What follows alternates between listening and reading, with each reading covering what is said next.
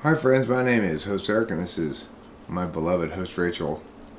And together we just went and did something pretty remarkable and fun, which is to say we went to the movie theater to see a movie. Yep.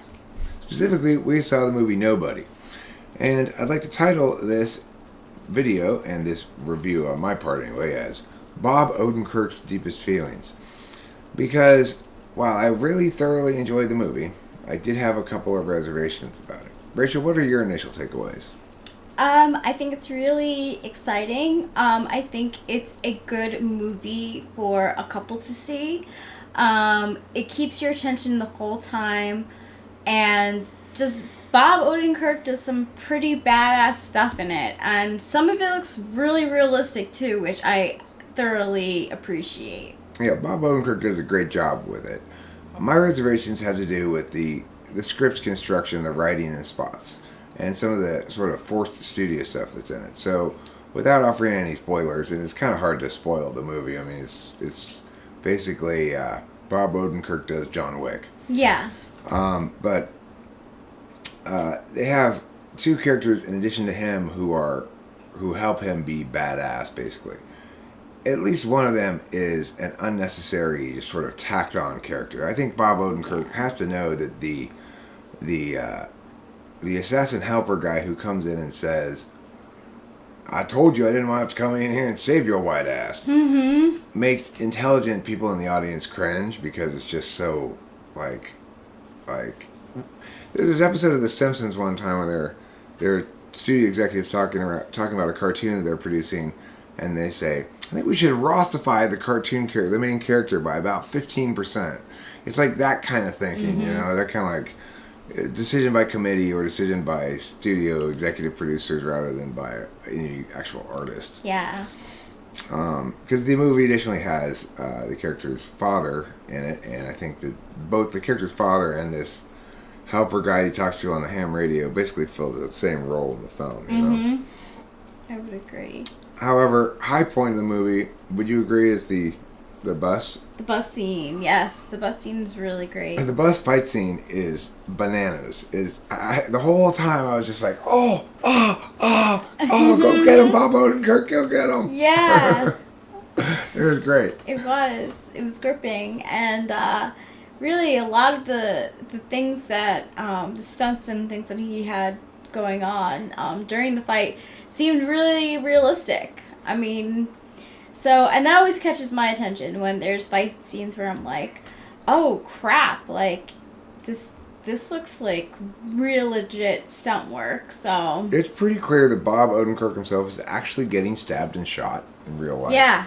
Right. And I'm impressed. I had no idea he was so tough. I didn't know he was so tough either. Who knew? Yeah. Who knew Mr. Show's Bob would turn out to be such a badass? Yeah. Anyway, here's his deepest feelings, though, in my opinion. He wishes they hadn't done some of the things they did with the script. There were moments when he was like, really? But you know what? As an overall film, pulled it off completely. As Rachel said, neither of us felt any impatience during the course of it because neither of us got up to do anything. I usually get up to have a cigarette during the course of a movie. Yeah, and I had to go to the bathroom, and I am notorious for being like, I don't care what movie I'm watching. If I have to go, I have to go. And I didn't go because I knew that if I went to the bathroom, I was going to miss something. So, if you're going to see that movie, I would highly recommend going to the bathroom before the movie because you're in for a lot of non-stop action. I'd also like to mention that I think we both enjoyed the theater experience as well. We tried to look for it available online. It's not online, it's only in the theaters right now. And we ordered the tickets. I mean, it's expensive. You know, it costs $40 to go to the movies. Yeah. Plus, we got a popcorn and a drink, so that's another $10, $12 there. But they have this funny rule. Masks are required in the theater unless enjoying food and beverage. Yeah. So if you buy concessions, you don't have to wear a mask. Pretty tricky, huh? Yeah, so it is pretty tricky. But, I gotta say, I'm happy the theater is still in business. I'm happy to patronize that business. Their seating was fantastic. The whole experience was wonderful. It was wonderful. They had great sound in there. Amazing. They really did. So let's give our star ratings. Okay, so I'll go first. I'm going to give it a 4. I think it was a very solid movie. It just had some plot holes. I'm going to be extra weird and give it a 4.25. Okay, it's not a 4.5. And I think if I was going by a normal person's scale, 4 or 4.5, I'd go 4.2. But I'm going to say it entertained me so much that I'm going to give it the extra 0.25. Nice. I was thinking 4.5, but I'm going to go seems too solid high. 4. I'm going to go solid. It's a solid 4. Which is great, really. I think it's going to be a good date movie. It really is a good date movie. If you want a girl to go, ooh, yep.